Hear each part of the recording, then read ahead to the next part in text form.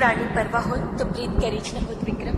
જાણું છું અને એટલે જ સૌ પ્રેમને કીધું ગાય છે.